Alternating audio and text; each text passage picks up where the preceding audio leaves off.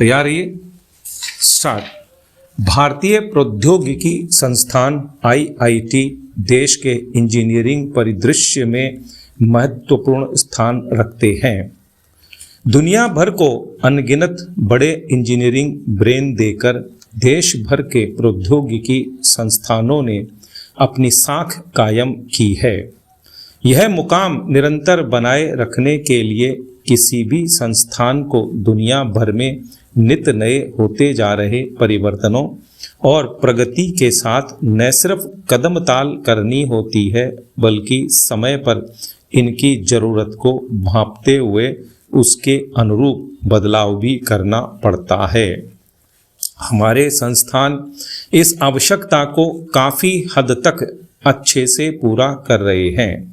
नई शिक्षा नीति से प्रेरित प्रौद्योगिकी संस्थानों में इसी साल से अपनाए जाने वाले inter campus semester long student mobility programme ऐसा ही नवाचार कहा जा सकता है।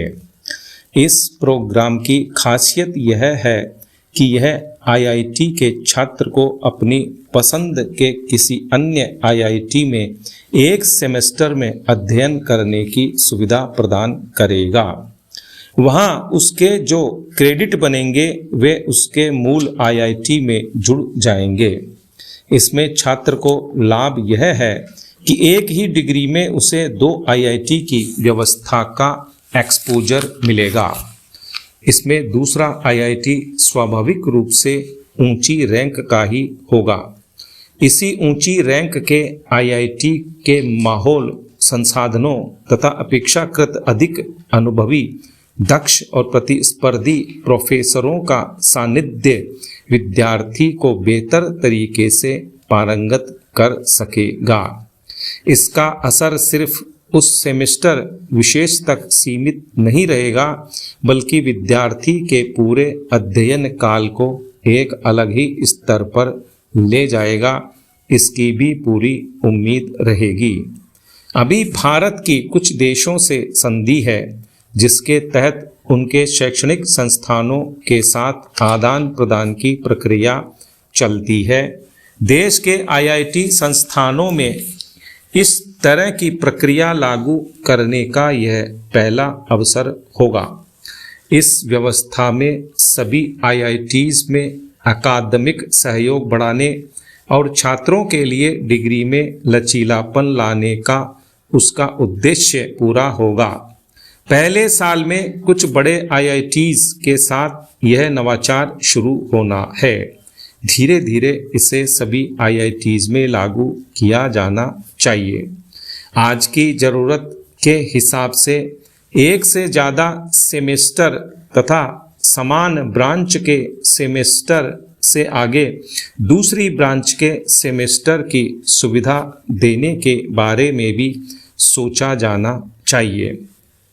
अब भी कई छात्र अपनी स्ट्रीम से हटकर दूसरी स्ट्रीम का अध्ययन करते हैं और उसे करियर भी बनाते हैं, लेकिन यह सब कुछ उन्हें अपने स्तर पर करना होता है।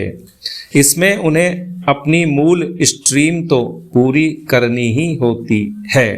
अधिकृत तौर पर दूसरे IIT में दूसरी स्ट्रीम की पढ़ाई की सुविधा मिलेगी तो यह छात्रों के लिए ज़्यादा हितकारी होगा।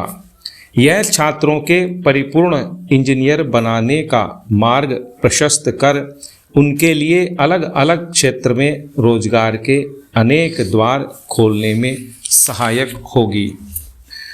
पिछले दिनों अमेरिका ने चीन पर अत्यंत गंभीर और दूरगामी प्रभाव वाला आरोप लगाया है, जिसने वैश्विक परमाणु संतुलन, रणनीतिक पारदर्शिता और अंतर्राष्ट्रीय भरोसे की पूरी संरचना को चुनौती दे दी है।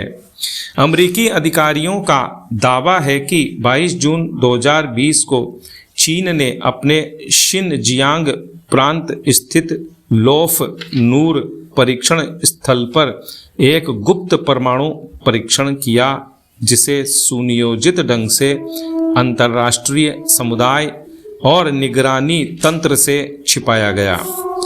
अमेरिका ने इस आरोप को केवल एक आम बयान के रूप में नहीं रखा, बल्कि परीक्षण की सटीक तिथि और समय सार्वजनिक कर इसे तथ्यात्मक गंभीरता प्रदान की। यह स्पष्ट संकेत है कि वॉशिंगटन इसे वैश्विक सुरक्षा से जुड़ा मुद्दा मानता है, न कि महज कूटनीतिक दबाव की रणनीति। यदि यह आरोप सत्य सिद्ध होता है तो यह दशकों से कायम परमाणु परीक्षण विराम की उस अनौपचारिक लेकिन प्रभावी परंपरा को तोड़ना जैसा होगा जिसने शीत युद्ध के बाद की दुनिया में स्थिरता बनाए रखने में महत्वपूर्ण भूमिका निभाई है। अमेरिकी विशेषज्ञों ने जिस डीकपलिंग तकनीक का उल्लेख किया है वह विशेष रूप से चिंताजनक है।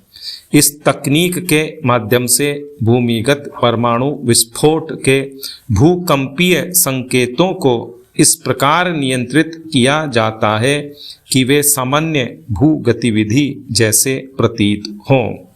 यदि किसी राष्ट्र ने इस प्रकार अंतर्राष्ट्रीय निगरानी प्रणालियों को चकमा देने का प्रयास किया है तो यह केवल एक तकनीकी प्रयोग नहीं बल्कि वैश्विक नियम आधारित व्यवस्था को चुनौती देने का सुनियोजित प्रयास है।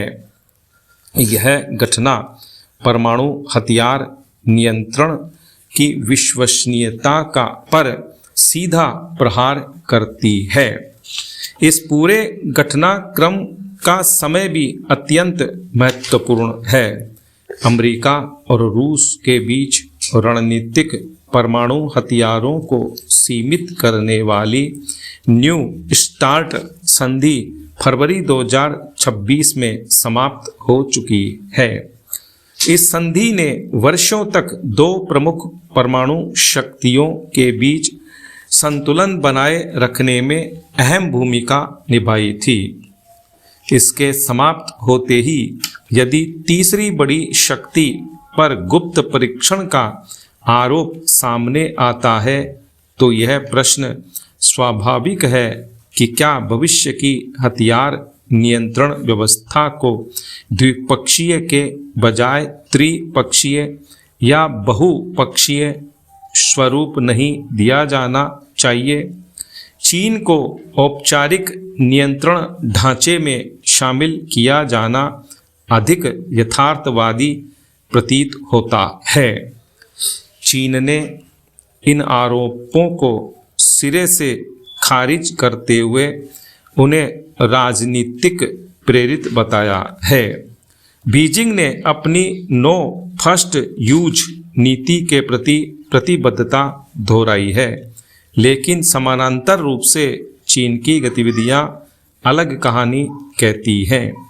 हाल के वर्षों में नए ICBM साइलो क्षेत्रों का निर्माण, हाइपरसोनिक मिसाइलों का परीक्षण, परमाणु पनडुब्बी बेड़े का विस्तार और परमाणु भंडार में तीव्र वृद्धि जैसे संकेत तीव्र आधुनिकीकरण कार्यक्रम की ओर इशारा करते हैं।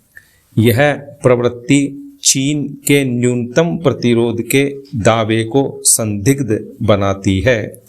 भारत के लिए यह घटनाक्रम अत्यंत महत्वपूर्ण है।